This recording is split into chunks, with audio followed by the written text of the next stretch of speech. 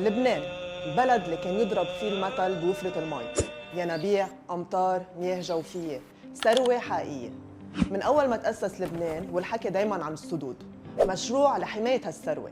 مش بس حماية، دول برا كانت بدها تشري منا مي، ولما استلم طيار وزارة الطاقة عمل خطة شاملة، سلسلة سدود لتحمي لبنان من مواسم الجفاف.